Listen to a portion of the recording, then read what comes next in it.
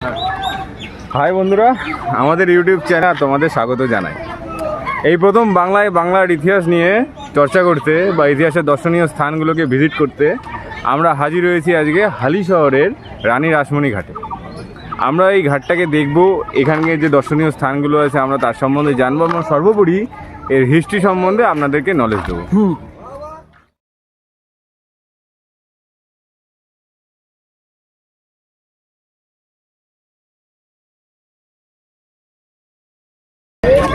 বন্ধুরা, এটা হচ্ছে সেই জনপ্রিয় রানী রাসমণি মায়ের মন্দির হালি শহরে। এই মন্দিরে আমরা প্রবেশ করব এবং প্রবেশ করার আগে ইতিহাস থেকে দুটো কথা আমরা রানী রাসমণি মায়ের সম্বন্ধে জেনে নেব।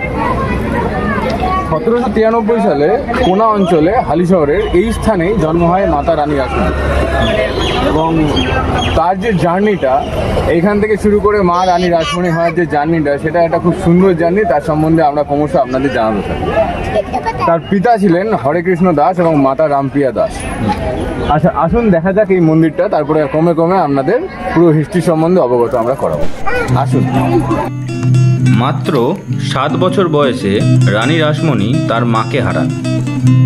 এরপরে 11 বছর বয়সে কলকাতার জামবাজারের জমিদার বাবু রাজচন্দ্র দাসের সাথে তার বিবাহ সম্পূর্ণ হয়। এর পরবর্তীতে ইনাদের 5 জন সন্ততি হয়। একজন পুত্র সন্তান জন্মের সাথে সাথেই মারা যায় এবং পরবর্তীতে 4 জন কন্যা সন্তান হয়। তাদের নাম ছিল পদ্মামণি, কুমারী, করুণাময়ী এবং জগদম্বা। বাবু রাজচন্দ্র এবং রানী রাসমণি দুজনেই খুব দয়ালু প্রকৃতির মানুষ ছিলেন। যে কোনো গরিব দুঃখীদের তারা মন প্রাণ উজাড় করে সেবা করতেন। তারা তাদের অধিকতম অর্থ লোক সেবায় ব্যয় করতেন।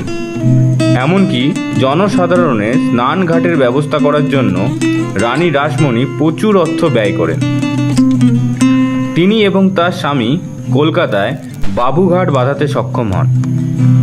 এর পরবর্তীতে তারা যথাক্রমে আহিরিতলা এবং নিমতলা স্নানঘাট তৈরি করে দেন।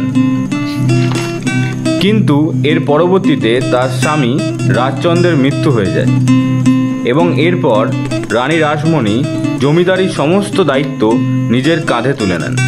রানী রাসমণি ছিলেন একজন অত্যন্ত বুদ্ধিমতী মহিলা এবং তার বুদ্ধিমত্তার সামনে ব্রিটিশদেরও বারবার পরাস্ত হতে হয়েছে। ব্রিটিশরা গঙ্গায় জেলেদের মাছ ধরার বিষয়ে কর আরোপ করলে জেলেরা মায়ের দ্বারস্থ হয়।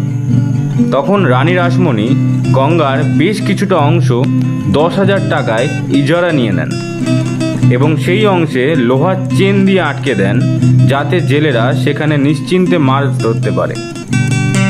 যার ফলে ব্রিটিশদের জাহাজ চলাচল কিন্তু ব্যাহত হতে থাকে।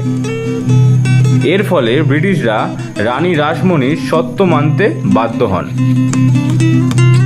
রানীমা শর্ত রেখেছিলেন যে এই চেন তিনি তখনই তুলে দেবেন যদি ব্রিটিশরা আবার জেলেদেরকে বিনা শুল্কে ওই গঙ্গায় মাছ ধরতে দেন। এবং ব্রিটিশরা শর্ত মেনে নেওয়ার ফলে জেলেরা তাদের অধিকার ফিরে পায়। প্রজাদের কাছে রানী রাসমণি ছিলেন মায়ের মতো। এছাড়াও রানী মায়ের বিশেষ কৃতিত্বের মধ্যে ছিল দক্ষিণেশ্বরের কালী মন্দিরটি তৈরি করা।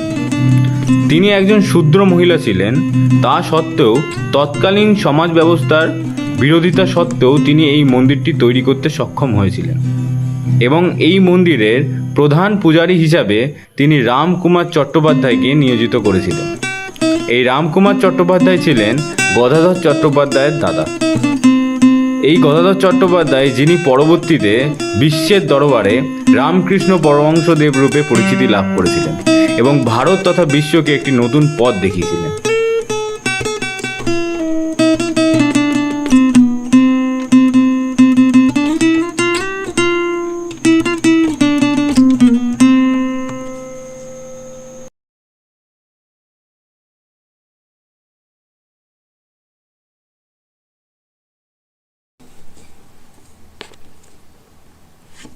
আচ্ছা, তো আমাদের মনে হয় আপনাদের এই মন্দিরের সম্বন্ধে কিছু তথ্য দেওয়া উচিত।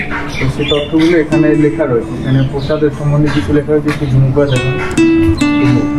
যদি কেউ প্রসাদ এবং কুপন সংগ্রহ করতে আসেন, এই নিয়ম মতো আপনাদের এখানে এসে যোগাযোগ করতে হবে। আচ্ছা, এখানে সম্ভবত কিছু ফোন নাম্বারও দেওয়া রয়েছে। হ্যাঁ, কুপন সংগ্রহ করুন এবং 75 বার আগের দিন, আচ্ছা আগের দিন আপনাদের ফোন করতে হবে। এই নাম্বারগুলো একটু দেখুন, এই নাম্বারে যারা আসবেন তারা আগের দিন ফোন করে যোগাযোগ করে আসতে পারেন। আর এক্ষেত্রে কী আছে, ও আচ্ছা, এখানে এই রানী রাসমণির জন্মভূমি যে পরিচয়, মানে এখানকার ইতিহাস সম্বন্ধে এখান থেকে কিছু সংগ্রহ করা যেতে পারে, এখানে ব্যবস্থা রয়েছে। এই কাউন্টারটা এই মুহূর্তে বন্ধ রয়েছে, তো নিশ্চয়ই নির্দিষ্ট সময় অনুযায়ী কাউন্টারটি খোলে। এখানেও কিছু ফোন নম্বর দেওয়া রয়েছে, আপনারা এখান থেকে এসে এই রানী রাসমণির মন্দিরটি সম্বন্ধে অথবা রানী রাসমণি সম্বন্ধে কিছু ইতিহাসের তথ্যাবলী এখান থেকে সংগ্রহ করতে পারেন। এবারে জেনে নেওয়া যাক আপনারা এই রানী রাসমণির মন্দিরটিতে আসবেন কি। এখানে আসার দুটি উপায় রয়েছে, আপনারা হালিশহর দিয়েও আসতে পারেন অথবা কাঁচরাপাড়া দিয়েও আসতে পারেন। তো যদি কাঁচরাপাড়া দিয়ে আসতে চান সেক্ষেত্রে কাঁচরাপাড়া রেলওয়ে স্টেশনে আপনারা নামবেন এবং তারপরে আপ প্ল্যাটফর্মের দিক দিয়ে বাইরে আসতে হবে। এসে সেখানে বাগমোড় যাওয়ার অটো আপনাদের ধরতে হবে। তো সেই অটো করে প্রথমে আপনারা বাগমোড়ে নামবেন এবং বাগমোড় থেকে আপনাদেরকে আবার টোটো ধরতে হবে। টোটো করে আপনারা বলবেন যে আপনারা রানী রাসমণির মন্দিরে যেতে চান, তো সরাসরি বাগমোড় থেকে আপনাদেরকে ওই টোটো রানী রাসমণির মন্দিরের সামনে নিয়ে গিয়ে নামিয়ে দেবে। আচ্ছা, এবারে যদি হালিশহর দিয়ে আসতে চান তাহলে ওই হালিশহর রেলওয়ে স্টেশনে আপনাদেরকে নামতে হবে এবং সেই আপের পাড়ে আপনাদেরকে আসতে হবে। আপের পাড়ে আসার পর সেই একই রকম বাগমোড়গামী অটোতে আপনাদের উঠতে হবে হালিশহর থেকেও। তো বাগমোড়গামী অটোতে উঠে বাগমোড়ে নামলেন, তারপরে আবার সেই একইভাবে বাগমোড় থেকে টোটো ধরবেন। টোটোতে বলবেন যে আপনার রানী রাসমণির মন্দিরে যেতে চান, সেক্ষেত্রে টোটো একেবারে ডাইরেক্ট আপনাদের রানী রাসমণির মন্দিরেই নামিয়ে দেবে।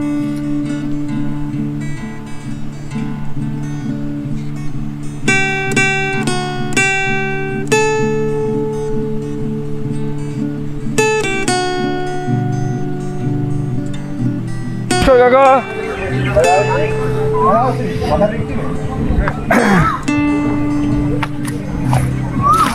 কাকা কেমন আছেন? ভালো। বেশ বেশ। তা আমরা দেখতে পাচ্ছি আমাদের মধ্যে একজন কাকা উপস্থিত হয়েছেন এবং ওনার নৌকাতে আমরা একটু উঠছি। কাকা বেশ। ঘুরবা? না, নৌকা না, আমরা একটা জাস্ট ইন্টারভিউ নিচ্ছি আপনাদের। তো আপনার নাম কাকা? দুলাল দেওয়ান।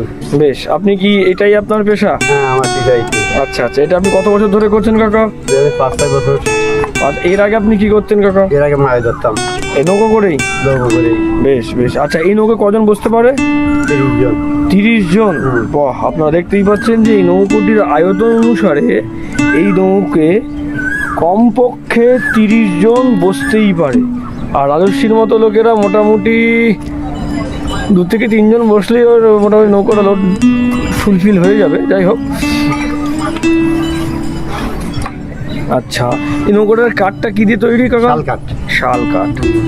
বেশ। আচ্ছা, যদি নৌকাটা যদি ভ্রমণ করতে হয় তাহলে আপনার সাথে যোগাযোগ করতে হয়, তাই তো? আমাদের যোগাযোগ করতে হবে। আপনার ফোন নাম্বার যদি পারেন আপনি দিয়ে দিতে পারেন। হ্যাঁ হ্যাঁ।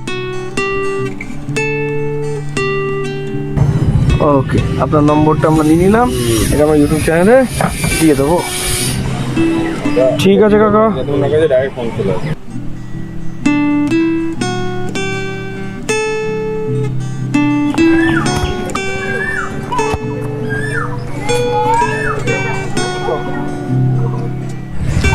কি আপনারা নৌকো বানাচ্ছেন? বাহ, আপনারা কি অনেক মানে বংশ পরম্পরায় করেন নাকি এটা আপনার পরে শিখিয়েছেন? না না, আমাদের বংশ পরম্পরায় আমরা এই কাজ করি। এই আচ্ছা কাজ করি। তারপরে এখন মাছ ধরার কাজ এখন আর করছি না, এখন নৌকো এখানে আমরা লোক চড়াই। আচ্ছা রানী রাসমণির ঘাট তো এতে। আচ্ছা আচ্ছা, আপনার নাম? আমার নাম গোবিন্দ শিকদার। আচ্ছা, এইখানে নৌকো এখন ঘোরায়, আমরা মাছ ধরা বন্ধ করে দিয়েছি। এখন এই লোকজন চড়াই। মাথা করতে 50 টাকা করে পার হেড নেই।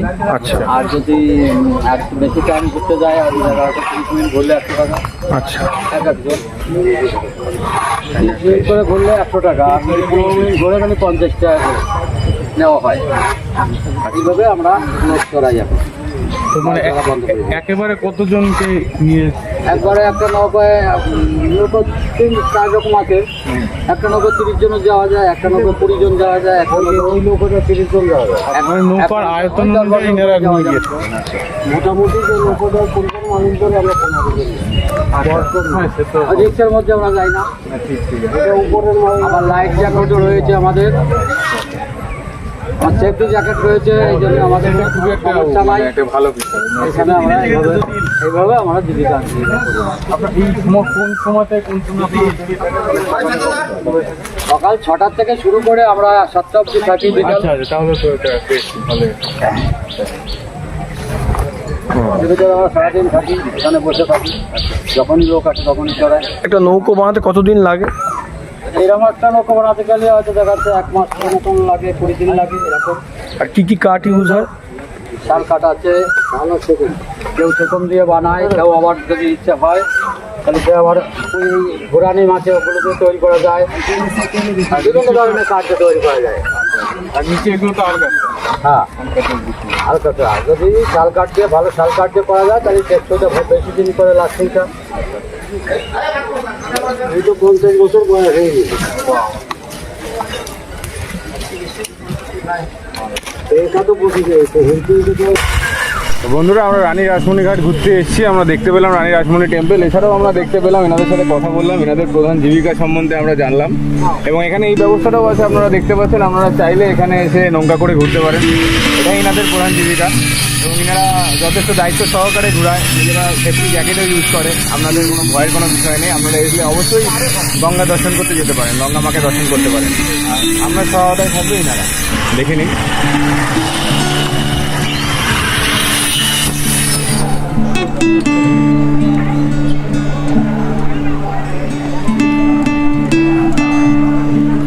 এটি হচ্ছে সীতারাম বাবাজির মন্দির।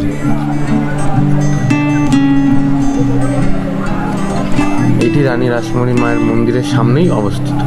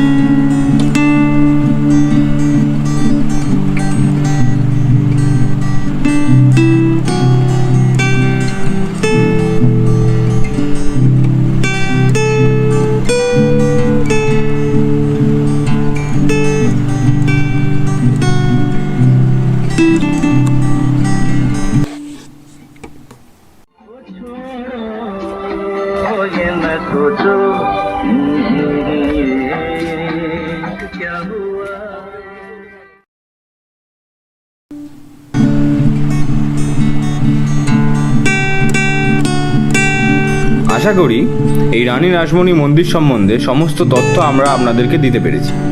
এছাড়াও আপনাদের কিছু জিজ্ঞাস্য থাকলে অবশ্যই আমাদের কমেন্ট করবেন, আমরা সাথে সাথে আপনাদেরকে রিপ্লাই দেব। ধন্যবাদ।